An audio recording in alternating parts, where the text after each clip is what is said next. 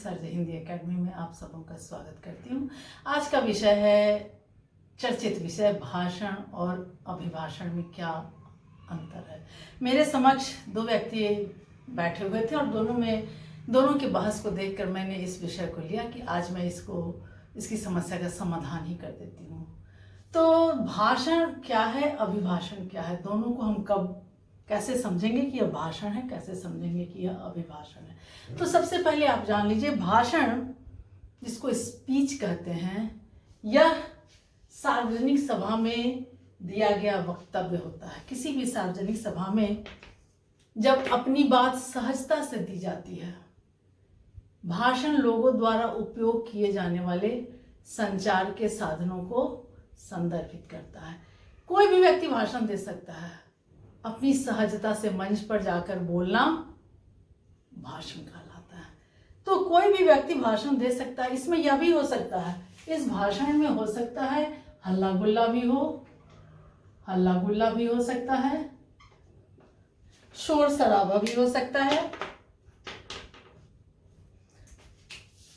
विरोध भी हो सकता है, शोर शराबा भी हो सकता है, विरोध भी प्रकट किया जा सकता है। यह भाषण में है। यह एक सार्वजनिक सभा में जाकर कोई भी व्यक्ति भाषण दे सकता है। मैंने कहा कि अपनी सहजता से मंच पर जाकर वह बोल सकता है। यह धारा प्रवाह बोली जाती है। यह भी इम्पोर्टेंट बात है कि धारा प्रवाह बोली गई बात, जिस बात का विवरण वहाँ दिया जा रहा है वह धारा प्रवाह बोली जा रही हो। किसी भी मुद्दे पर अपना वक्तव्य देना। आपने देखा होगा कि जब चुनाव के दौरान बहुत सारे नेतागण जाते हैं और अपने वक्तव्य देते हैं और भाषण देते हैं जो किसी खास मुद्दे पर होता है।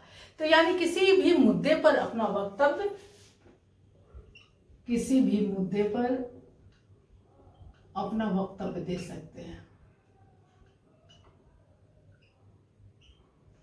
दूसरी बात मैंने कहा कि यह धारा प्रवाह बोली जाती है फ्लुएंसी के साथ।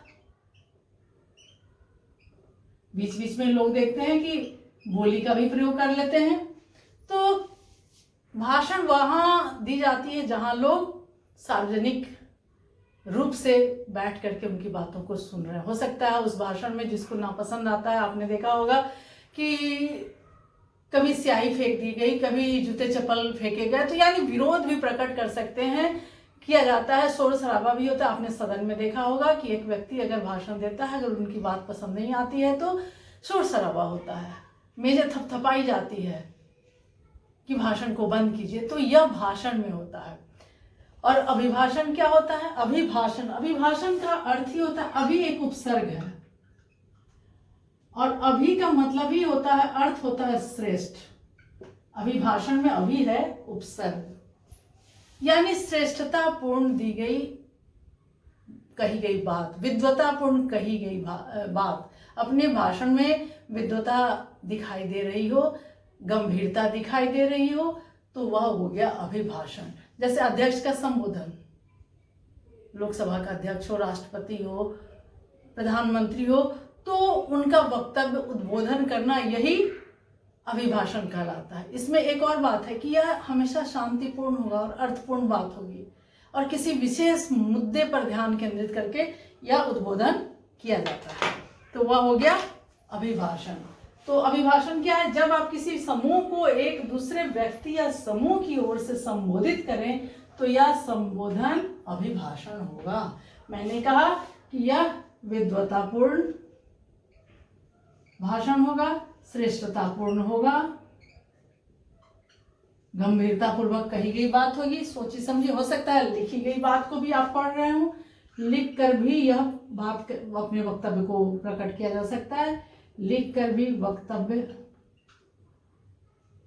सुनाया जा सकता है। और किसी विशेष मुद्दे पर ध्यान केंद्रित होगा, किसी खास मुद्दे पर केंद्रित होगा आपका भाषण, केंद्रित भाषण।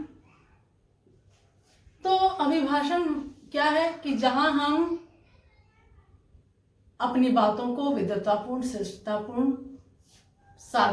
पूरी जनता को सुना रहे हों।